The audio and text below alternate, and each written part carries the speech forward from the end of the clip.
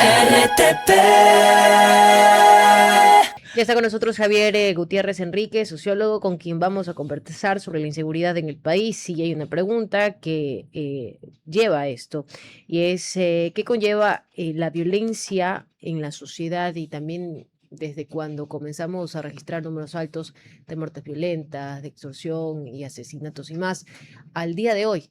¿Qué ha perdido la sociedad y cómo nos hemos transformado? Bienvenido. Buenos días, gracias a RTP por la nueva oportunidad. Sí, así es un tema que refleja el momento que está viviendo Ecuador frente al comportamiento, digamos así, de los grupos criminales que tienen presencia en el país. Si bien hay cifras, ¿no?, que hablan de una disminución en el número de homicidios con respecto al año anterior, hay características de la actuación de estos grupos criminales que muestran que estos actos criminales se están diversificando de varias maneras, ya no solo focalizadas regionalmente, sino en otras provincias, tanto de la costa como de la sierra del país. Hemos visto últimamente algunas novedades relacionadas con la criminalidad en Quito, en otras ciudades de la sierra, en la Sierra Norte, por ejemplo, esporádicamente también en la Sierra Sur, pero algo se va escuchando también. Esto quiere decir que ya no necesariamente hablamos de una concentración geográfica exclusiva de estos grupos en la costa ecuatoriana, en las ciudades puerto, digamos, principalmente, sino también que se están localizando en otros territorios, lo cual también nos hace ver de otras actividades ilegales, ¿no es cierto?, vinculadas a la economía ilegal, que están, digamos, asentándose en otras ciudades del país. Entonces, lo que dije al inicio, un poco tratando de responder a su pregunta, ¿no? Efectivamente hay una disminución con respecto al año anterior en el número de homicidios, pero sucede que si estos números terminan como se prevé, sería el segundo año más alto, luego del año anterior, el segundo año más alto en tasa de homicidios en la historia del país, cosa que Sí, todavía es bastante grave. pero más allá de las cifras, y yo entiendo lo importante que son de las cifras, podrían estar disminuyendo, pero como sociedad, durante todos estos años de aumento de violencia, de extorsiones, de sicariatos, ¿cómo nos hemos transformado? ¿Cuál es esa cifra que no va a desaparecer en esta cultura violenta a la que nos ha tocado enfrentarnos? Así es. Mire, como sociedad yo diría, lo primero es que somos ya una población que está conviviendo con la información diaria acerca de la actuación de la criminalidad. Eso es lo primero. Es decir, lo que antes era poco común, lo que antes sorprendía a la sociedad, lo que antes llamaba a la admiración de lo que estaba pasando. Recordemos lo que sucedía del año 2019 en adelante, cuando empezaron las masacres en las cárceles, que fueron los primeros síntomas del enfrentamiento de bandas desde las cárceles que buscaban poder y luego se transmitían estos conflictos hacia las calles. A partir de 2019 en adelante, pero se recrudece luego de la pandemia la violencia a partir del año 2021-22 en adelante, que subió pues de manera impresionante no solo la tasa de homicidios, sino las actividades de extorsión, de secuestro, etcétera, de amenazas, de vacunas, como lo llamamos nosotros. Quiere decir esto que, comparativamente, lo que sucede hoy versus lo que sucedía antes en el comportamiento social, a la sociedad, si bien le duele lo que está pasando, ¿no es cierto?, vivimos una etapa de digamos, yo no diría de resignación, porque toda sociedad tiene una aspiración de cambio, pero yo diría una manera de acostumbrarse diariamente a que esta realidad en el corto o mediano plazo no la podemos cambiar. Eso es lo que está sucediendo a nivel social, aunque las autoridades, y es normal que sea así, la autoridad de turno va a manifestar ante la sociedad que esto lo está arreglando y que esto se va a resolver, ¿no es cierto?, en el corto y mediano plazo. Pero la sociedad, ¿no es cierto?, no lo ve así, ya lo ve como algo de su vida cotidiana y lo que aspira, ¿cierto?, más bien es a largo plazo, está pensando en la situación de sus hijos, en la situación de sus nietos, tiene la esperanza como sociedad de que esto va a cambiar. Pero yo diría que en el corto y mediano plazo, la sociedad, ¿no es cierto?, está resignada, digámoslo así, a convivir con esta situación. ¿Por qué? No solamente por el conocimiento que la sociedad ya tiene, ¿no es cierto?, del poder que estos grupos han obtenido dentro del país, sino también por lo que hemos observado en otros países, en otras ciudades del continente, donde estos grupos criminales se han asentado de tal manera que ya tienen décadas. El Doctor, caso de Colombia tiene décadas, y el caso de México décadas, y el caso de Brasil también tiene décadas. La sociedad, al observar eso, dice, entonces estos señores se van a quedar en el país también décadas.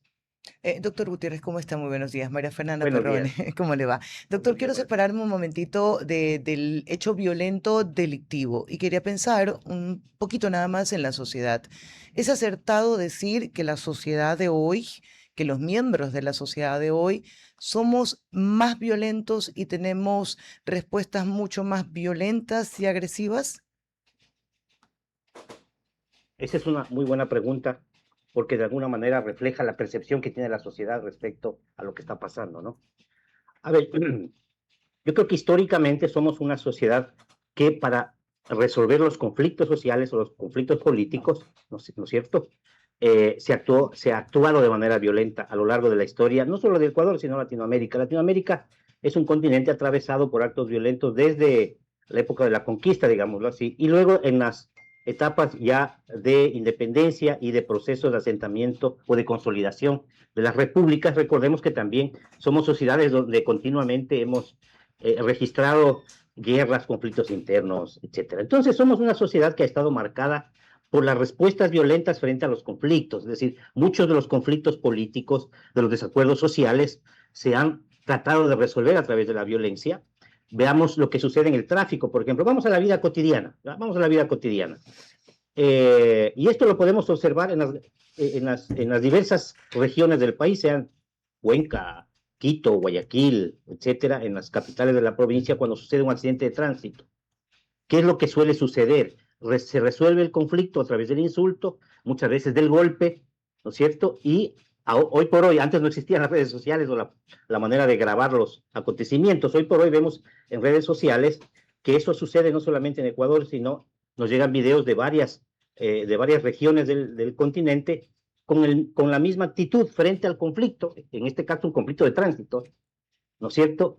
Que debe mediar primero la ley, debe mediar la institución que controla el tráfico y debe mediar y resolver ese conflicto la persona competente para hacerlo, que en este caso es un policía de tránsito. Pero vemos que en Latinoamérica ese tipo de conflictos, en su gran mayoría, no digo todas, pero en su gran mayoría los casos se resuelven a través del insulto, la agresión o hasta el golpe. Veamos los casos de violencia intrafamiliar. En Latinoamérica somos el continente con las mayores tasas de maltrato a la mujer y a la niñez dentro de las familias, me refiero, ¿no? La violencia intrafamiliar. Veamos los casos, por ejemplo, de conflictos que hay a veces hasta legales, por deudas, etcétera. Siempre, o en su mayor parte, pues el insulto, muchas veces la amenaza, hasta casos de asesinatos, cuando se han dado estos casos de extorsiones por deudas, etcétera, ¿no? O préstamos de estos denominados chulqueros en el país, ¿no? Hemos conocido de bastantes casos de violencia o de asesinatos por deudas. Entonces, ¿qué es lo que pasa? Que socialmente somos un continente que ha utilizado la violencia para resolver conflictos sociales.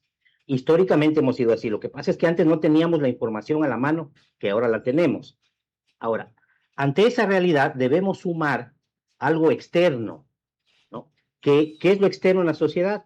La presencia de estos grupos que exacerban ya la violencia a través de los homicidios con el interés y con el propósito de conseguir sus objetivos, que son el narcotráfico, la minería ilegal y adicionalmente ahora, que es el problema principal, digamos, del país en esta situación, las extorsiones, las vacunas, los secuestros. Esta es una situación externa, pero que ha llegado al Ecuador y ha llegado a Latinoamérica en otros países décadas atrás, ¿no es cierto?, que llegan a una sociedad caldo de cultivo con características violentas a exacerbar aún más la violencia. Doctor, una consulta. Buenos días, ¿cómo le va? Buenos días. Un poco siguiendo el comentario suyo, ¿no le parece también que la familia, ¿no?, el núcleo de la sociedad, ¿no?, la esencia de la sociedad está lesionada, está erosionada por factores múltiples, ¿no? Y por eso es que cada vez más encontramos que los niños, los jóvenes, están escogiendo, en vez del camino correcto, están escogiendo el camino fácil, la riqueza o para encontrar un nivel de vida que se inserte en lo que ellos pensarían que es lo correcto, lo bueno. De acuerdo, así es. Mire, usted toca un punto importante que es la percepción que tienen las familias en una sociedad frente a sus normas de convivencia y frente a las instituciones que regulan, ¿cierto? Y tienen la competencia de actuar con esas normas. Hay una desconfianza grave de la sociedad ecuatoriana, me refiero a las familias, frente al cumplimiento de esas normas y frente al rol que tienen las instituciones. Hay una desconfianza en el sistema de justicia, hay una desconfianza en el sistema de seguridad policial, en el sistema político. Si nosotros vemos las estadísticas, la Asamblea Nacional tiene la menor credibilidad entre el conjunto de organizaciones que forman la institucionalidad pública en los países. En el caso ecuatoriano, la Asamblea está en los últimos lugares, etcétera, etcétera. Entonces, que la familia ecuatoriana, ¿cierto?, confíe y deposite las decisiones de los conflictos que cada día está procesando en su diario vivir en estas instituciones, digamos, es muy improbable. Entonces, tiene de por sí, ¿no es cierto?, la opción de resolverlo de manera directa. Por ahí, por los temas de tránsito, me refería antes, a veces hay problemas de legalidad de la tierra, del suelo. Utiliza otras maneras de resolver sus conflictos por la desconfianza y también, debemos decirlo, por la falta de efectividad de las instituciones que deben normar en estos casos. Eso es lo primero. Entonces, ¿qué es lo que sucede en una sociedad donde las normas, ¿no es cierto?, no son respaldadas por las familias, las instituciones tampoco? ¿Qué es lo que sucede? Que las familias están normalizando el autocontrol, ¿no es cierto?, frente a un entorno de violencia permanente que está afectando, como usted dice, al futuro de los jóvenes. No tienen otra opción que las alternativas de los jóvenes. 8:03 minutos, doctor Gutiérrez. Muchísimas gracias por habernos acompañado y tratar este tema desde la parte sociológica. Ha sido muy amable y generoso con nosotros.